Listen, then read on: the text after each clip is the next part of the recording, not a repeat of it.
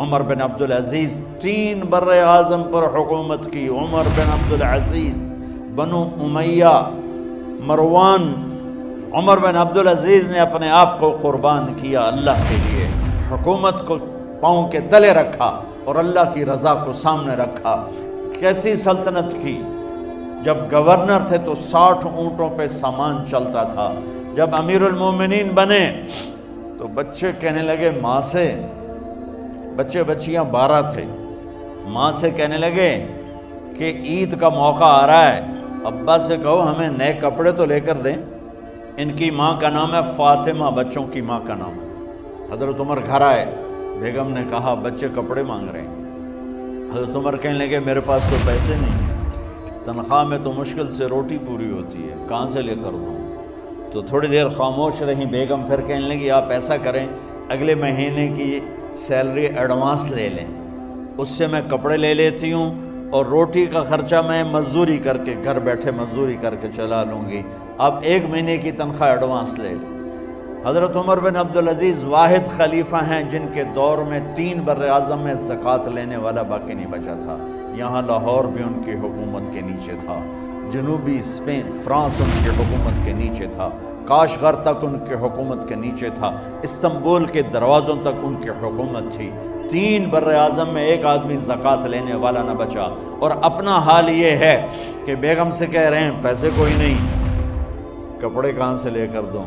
اور بیگم طریقہ بتا رہی ہے کہ آپ اگلے مہینے کی تنخواہ ایڈوانس لے لیں، اس سے میں کپڑے لے لوں گی اور چولہے کا خرچہ، روٹی کا خرچہ میں گھر بیٹھ کے مزدوری کر کے کما لوں گی. تو حضرت عمر کہنے لگے ہاں یہ ٹھیک ہے. باہر آئے وزیر خزانہ مزاحم، انہیں بلایا کہ بھائی ہمیں اگلے مہینے کی تنخواہ ایڈوانس چاہیے. اس نے کاغذ قلم آگے رکھ دیا، کہا حضرت آپ مجھے لکھ کے دے دیں، آپ 1 ماہ زندہ رہیں گے میں آپ کو تنخواہ دے دیتا ہوں. چپ کر کے اٹھے، ایک لفظ نہیں بولے.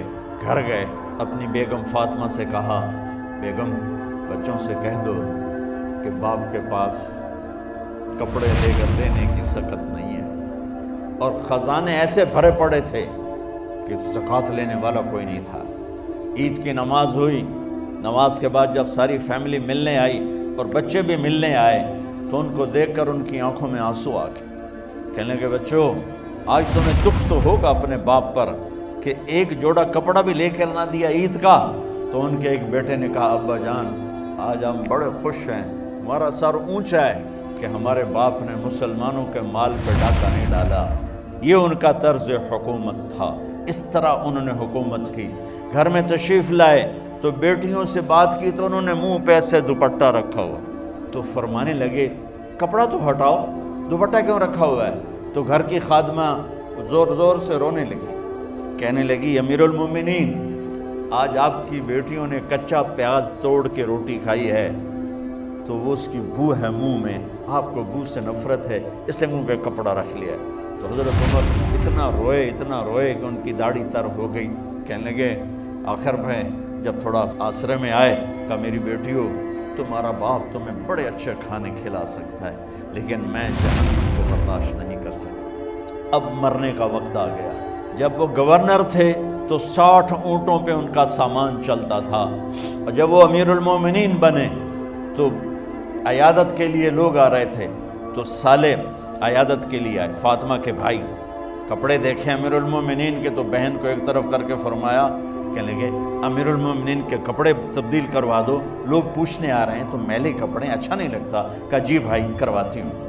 اگلے دن جب وہ حال پوچھنے آئے تو پھر وہی کپڑے تھے تو انہوں نے ان کو الگ جا کر کہا بہن میں نے تمہیں کہا تھا کپڑے بدلوا دیتی، کیوں نہیں بدلوائے؟ تو وہ رونے لگی، کہنے لگی کہاں سے بدلواؤں، جوڑا ہی ہے. اور حکومت کتنی تھی؟ 3 بر اعظم. ایک جوڑے میں اللہ سے ملنے جا رہا ہے. جب ان کی موت کا وقت قریب آیا تو انہوں نے رجا بن حیوہ کو بلایا، ان سے فرمانے لگے سنو میں نے 3 بادشاہوں کو قبر میں اتارا لیکن ان کے کفن کی گرہ کو جب کھول کے دیکھا تو ان کے چہرے قبلے سے ہٹ چکے تھے، وہ رنگ ان کے کالے پڑ چکے تھے. ولید بن عبد الملک، سلیمان بن عبد الملک، عبد الملک بن مروان، عبد الملک باپ ولید بیٹا، سلیمان بیٹا، یہ تینوں کا ان کے چہرے کالے ہو گئے تھے اور ان کا قبلے سے منہ پھر گیا تھا۔ اب میں مرنے لگا ہوں، مجھے پہلے ضرور چیک کرنا کہ میرا اللہ میرے ساتھ کیا کرتا ہے۔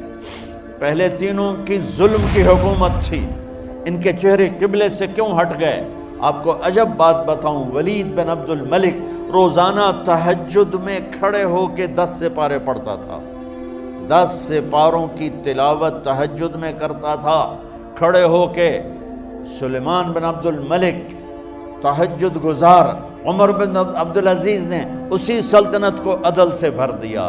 سلیمان بن عبد الملک کی ڈیڈ باڈی جب قبر کے قریب لائے اتارنے کے لیے تو ایسے ایسے ہلنے لگا، اس کا پورا جسم ہلنے لگا۔ تو اس کے بیٹوں نے کہا کہ ہمارے ابا زندہ ہیں، تو حضرت عمر نے فرمایا بیٹو زندہ نہیں ہے، عذاب قبر جلدی شروع ہو گیا ہے، قبر کی پکڑ پہلے شروع ہو گئی ہے، چھپاؤ اپنے باپ کو جلدی۔ جب عمر بن عبدالعزیز کی ڈیڈ باڈی قبر کے قریب کی گئی تو ایک دم ایسے ایک پرچہ ہوا میں اڑتا ہوا سب نے دیکھا، وہ آتے آتے آتے آتے آتے آتے یوں آ کے حضرت عمر کے سینے پر گر گیا۔ سب دیکھ رہے ہیں۔ جب پرچے کو اٹھا کے دیکھا گیا تو اس پہ ایک سطر پہ لکھا تھا بسم اللہ الرحمن الرحیم، اور دوسری سطر پہ لکھا تھا براءۃ من اللہ لعمر بن عبد العزیز من النار، یہ عمر کے لیے جہنم کی آگ سے نجات کا پروانہ ہے۔ 3 بر اعظم کی سلطنت لے کر وہ جنت کا پروانہ لے کر دنیا سے گئے۔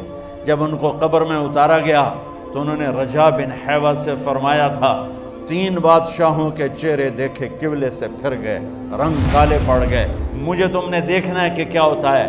تو رجا فرماتے ہیں جب میں قبر میں اترا اور ان کے کفن کی گرہ کو کھول کے دیکھا تو چہرہ قبلے کی طرف فکس تھا، اور مجھے یوں لگا جیسے 14ویں رات کا چاند قبر میں اتر آیا۔ اللہ کو اپنی منزل بناؤ، اللہ کو اپنی منزل بناؤ، اللہ کو اپنی منزل بناؤ۔